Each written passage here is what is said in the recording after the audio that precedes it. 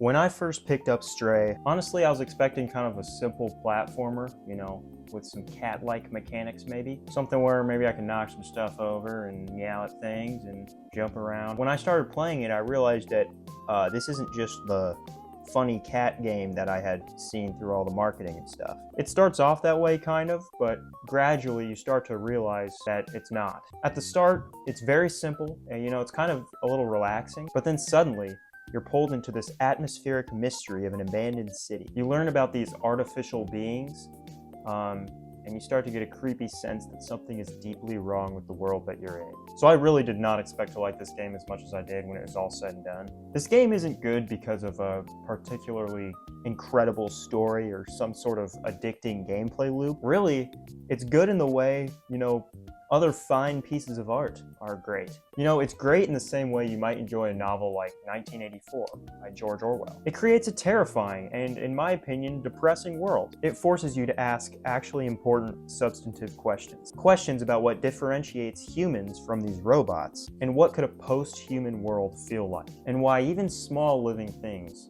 feel important in a world that's gone hollow. So I went into Stray expecting a relaxing platformer, and instead I was asking myself those questions, and I felt like I had just experienced a quiet, haunting meditation. So that's exactly what I want to talk about today. It's the game Stray. So, it's a game after all. So what does that game look like? What do you do in the game? How do you play the game? When it comes to the gameplay, it's pretty darn simple. Basically, you run around maps and you click X a lot. You know what? Here, I'll demonstrate. Basically, you run around in these sections of the world that are unlocked to you, and you jump around on things. So you hit this X button a lot. You turn around, and you can hit this circle button to meow as well. So revolutionary stuff here. You can also run. What else can you do? Oh, and then you can even hit the square button to talk. Lots of very complicated things. Eventually, you'll unlock an inventory, and you'll be able to, you'll be trying to get memories and things. It's more of like a detective, like a mystery type thing. Like you're trying to solve these little puzzles and talk to these characters to figure things out, to move on to the next section. So really, gameplay isn't too important here. However, it was engaging. There are some little cat-related features that are pretty charming. Scratching your claws, putting bags on your head. What else do? You can bat a little cat toy, I think. You can take naps. Really awesome feature there. You can lay down and not do anything. As I played this game and I realized that that's kind of all there is to the gameplay, it forced me to kind of look at the world around me. I wasn't enthralled with the mechanics and addicted to, the gameplay itself. So I was looking at the outside world and trying to solve these mysteries and puzzles. There are some action sequences where you're running away from things. There's some stealth segments where you're hiding from things. And then most of the game is kind of you exploring and talking to people, or not people, but, robots. The gameplay, the more you think about it, is really fitting to that of a cat, because you're not really doing a whole lot. What your main focus here in this game should be, and to get the most out of it, you should be curious. Curiosity killed the cat. Well, in this case, you're the only thing alive, so that doesn't really hold up here. Ultimately, gameplay is very simple, and I think it should be that way. It's good that way, because what it does is it forces you to focus on what's truly excellent about this game, which we're going to get into here in a second. Just bear with me, all right? So that's the basics. That's the basics of the gameplay. So what is the story? What's going on here in this game? Oh, also, spoiler alert. I'm going to spoil the game because, what else am I going to talk about? All right, this is my non-spoiler pitch of the game. It's a really cool mystery. It's a really cool dystopian mystery that you should play. It's pretty short and it's really well paced. So do that. All right, let's get into spoilers. So the story starts off really simple. Okay, you're a cat, and you're with your friends, all right, and you're chilling around in this little cave area. You go exploring, all right, you're jumping around on pipes and stuff, you're having a blast with your friends. I quickly became really good friends with this cat named Coal Chunk. Me and Coal Chunk out here getting some water. Then something bad happens. Uh-oh, Coal Chunk, run. It's crazy. It's like it's like a hero's journey almost type arc. Something bad happens. You fall into a big old pit, all right? And your friends are way over there. Like, you fall really far down this massive hole randomly. You fall so far down, there's just no chance you're getting back up there to your friend. And you're hurt. Your legs hurt, and you're crawling. And then you stumble upon this underground massive city. But you enter into the lowest area of the city, and that is the slums. So it's clear when you're down here that this place was built, for humans. It feels like a human environment. But you don't see any humans at all. Instead, you encounter these robots called companions. For me, this just felt kind of weird right off the bat. These robots weren't just like, regular old robots. They like imitated human culture. They were wearing human clothes. They would talk in like more human ways than you would expect. They had like hobbies and stuff, but there was no humanity to be seen anywhere. It's just a bunch of ruins and remnants and robots. Basically, the story is your quest to get out of this city. And this city is a walled city that humanity made to protect themselves from something. It seemed to me like it was some sort of like disease that they were trying to get away from or something. Could have been like, nuclear warfare or something. I don't know what they were trying to hide from, but they built a walled city underground and they closed the thing off. They sealed it off. I don't know if it was an infection that spread around or what happened, but everybody died. All the humans are gone. You don't realize this till late in the game, but humanity is extinct from everything you know. And the only thing that's left is our companions, these AI robots that we made and left behind. So your main goal is just to get outside. You want to get back you want to get out of this city and get back to your friends. The city is sealed off. So you're trying to figure out how you're going to go about this, and you learn about a group called the Outsiders, who it's a group of robots who just really want to leave, and they dream about the outdoors and all kinds of things. So you start working with them to try to get out of this place. You learn about these things called the Zurks. Basically, humanity invented this organism that eats trash because there's nowhere to put the trash in the city. So they needed to get rid of it somehow, so they made these Zurks things. And wouldn't you know, that actually did not go well. They would eat everything. Maybe they even ate a bunch of humans, probably. I don't know. That's cool to think about. They could eat robots. They would, the companions are scared to death of these Zurks. You spend some time running from these Zurks in the game. They're scary as hell, man. A big part of the game is you find a little robot that flies around with you and helps you out. As he flies around and helps you out, you discover little things in the map that remind the robot of his past. He's trying to figure out exactly what led up to this point, but eventually he does realize that he is the uploaded memory of a human. These memories that you're discovering are human memories. Basically, before humanity collapsed, this scientist uploaded his memory to this drone thing, and that's how his memory survived. And it's kind of through B12 that you learn a lot about this story. You learn a lot about humanity and how it kind of fell apart and everything. So you move from the slums up to Midtown, which is like literally just higher class companions, and we're the higher class people, I guess, when humanity lived there. So you get to Midtown, and then you got to get to the control room where you can, open the doors to the city and open the city up. In the end, B12, the little drone who helps you, who carries the memory of a human, sacrifices himself to open up the city and to allow you to achieve freedom out in the wild once again. The game concludes quietly. The sunlight enters the city. The Zurks are burned away. The robots are surprised to see sunlight because it's been like lots of years since they've seen it. Most of them probably never have seen it. Actually, definitely, a lot of them have not seen it. So yeah, that's kind of the gist of the story. With all that said, what ultimately made me fall in love with this game, it wasn't the mechanics and it wasn't really the story, alright? The story isn't like insane or anything. I mean, it's a pretty interesting concept. You have to navigate through the ruins of humanity to get back to your cat friends. It's kind of interesting. The way that they built the world, I think, is what really sold this game to me and what really made me think it was awesome. So let's start with the soundtrack. Stray's soundtrack is freaking awesome. Most of the time it's kind of quiet and you don't really realize you're hearing it. But then there's these few occasions where it really picks up and you notice it, and it feels like it all builds up to that. It's really good at, picking up the intensity, making the game feel super intense when it needs to be, makes the game feel very mysterious when it needs to be.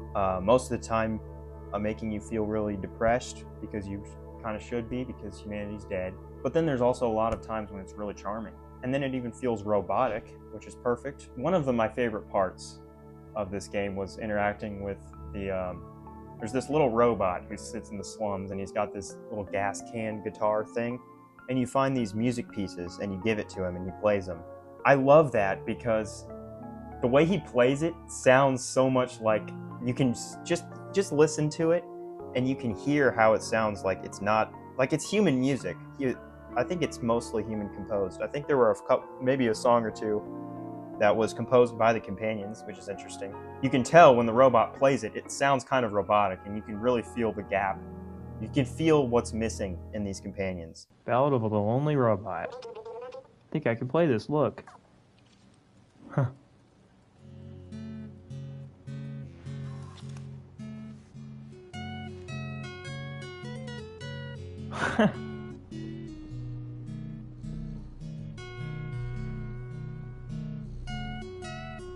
That's cool. I like how the guitar is made from a gas can. You know, their lack of life itself. You can feel it in the music, which is really cool and impressive, and you know, something that you're not going to get out of a lot of video games. The soundtrack is mostly subtle, but then it's got these moments where the bass kicks up and these weird synths, and it's all around very cool, very interesting soundtrack. Then you got the visuals and the colors in this game. They do a great job at getting across that tone, that very depressing tone that the game is going for. You got that red that you associate with the bloodthirsty Zurks. And then you got those cool greens and blues that just feel really cold and lonely. And these neon lights that really just illuminate the entire world. There's no sunlight. It's impressive, honestly, how they, without any sunlight, they make a world like this. Feels vibrant in a really dystopian way. You know, you got the sterile blues and whites in the security zones. You got those warm pockets of light where the robots gather. It's not just pretty to look at, but it's purposeful, and it's nice. You know, Stray is really good environmental storytelling too. Just all kinds of signs that, you know, a plague kind of wiped out this whole city. You know, you got doors that are locked forever, rust where life thrives, trash that's just built up. One of the best parts of this game that really just sell you this world is these companions that you talk to. It's like, imagine if we had a vessel for ChatGPT, okay? Well, maybe not ChatGPT, but we're getting there, all right? So we're developing AI. This game is pretty relevant, honestly. It's why it's pretty cool that I played it. But like, imagine we took ChatGPT, all right? We gave it kind of personalities. We wanted it to imitate us, okay? We wanted them to be companions, you know? There's some beautiful poetry here because you are the OG companion animal. I mean, not necessarily, that would probably be the dog or something, but you're like an OG living companion animal. And apparently these humans had advanced, this whole story takes place far in the future, so these humans had advanced to the point where they used these robots as companions. They probably, I would guess, replaced what cats and like the OG companion animals, you know? Probably aren't many horses or cats or dogs and stuff walking around with those humans. But these companions were apparently, you know, engineered to really like humanity, and they want to imitate humanity. They want to be like us. You're in a city where like there is little to no life in it. It's mostly these companions. It creates this odd feeling because all these companions and stuff are not living. And you get, there's times when they really do feel like robots. But then you also have these times when they are making an effort to imitate humanity. And they often mourn humanity. So then you get traces, you get the echoes of humanity. And it kind of distracts you from the loneliness, you know, for a period of time. They get confused, and a lot of the times have very human flaws. It feels like every companion has a little story. You unravel a little more of the mystery behind this place with each one you interact with. And that's really why I love Stray. It just does a really good job at taking you to this post-human world and just letting that atmosphere sink in. And you just feel how awful it is. Like, really. At least that was my takeaway. I'm sure other people might not have gotten that from it, but that's really what I got. It's like, wow, you know, without humans, this sucks. Like, this is sad. And it really is what makes the cat, you know, because people say like Stray is not a cat game. It's about what it means to be human. And that is kind of true, but like, you know, I care a lot about this cat in this game because it's like the only thing alive. And that absence of humanity is what makes, you know, the cat, you, the player as a cat, so important, even though it is just that, a cat. Playing Stray reminded me of something I don't feel very often anymore. It's the fact that video games can actually be art. You know, they can be more of an art than a game. Not by default, but when a game is crafted with such intention like this. When every piece is designed to immerse you, challenge you, make you question things, it actually becomes a real creative expression. Now, I'm not going to sit here and make the claim that, every video game is a piece of art. There's games like Pong, that's more of a game than it is a work of art, in my opinion. Sorry if that makes anybody freak out. There's plenty of games that are, games first. Whether that's the gameplay or the flashy mechanics or like the power trips you get or the cool sandboxes or whatever it is. Many games lean into that. And that's fine. That serves its purpose, and those are great games, and I love games like that. Many of the games I play more often are like that. But Stray is like a different type of game. Like, it is a more artistic, like, real experience. I feel like you can really take more away from a game like this. What's unique to me about the art form of video games is their ability to immerse you in a captivating world, while also giving you like a sense of liberty. And that doesn't mean just letting you do like whatever you want. Like, the more things you can do, the better. It just means giving you enough choice to pursue the ends of the story in a way that makes you feel like you actually did it, and that really builds on your own experience of it. Really makes you feel like you went through it. To me, the best video games are the ones that do both of those things really well while also telling like a brilliant story. Their worlds pull you in, the atmosphere wraps around you, the story unravels, and by the end you feel like you actually lived through something. Just like any other great piece of fiction, you gain a sense of experience that widens your view and actually teaches you something that can be applied to the real world, and something that isn't just meaningless and useless. Like, what's the optimal route in this map? What's the meta today, guys? Double pump? Or fucking, I don't know, man. I don't play Fortnite anymore. And I'm not going to sit here and say that Stray is one of the greatest games ever made. It's not groundbreaking, it's not like industry changing or anything. It's not a game that like has just completely changed my perception of the world and, is super groundbreaking in the industry or anything like that. But it is a game that has made me think about things, that it has made me think about, my own beliefs, and has, challenged them and made me think deeper about things, which is, pretty good, a good sign of a good work of art, in my opinion. What I will tell you that it is it's a damn good example of how to build a world that will stay with you. And so yeah, that's mainly why I like Stray. It's because it just reminded me of how cool video games can be as an actual art form. So yeah, you agree? Let me know. I'm gonna do more videos about more games. Leave some comments on what other games I should play. And I'll see you guys in the next Gray Branch video, guys. Bye.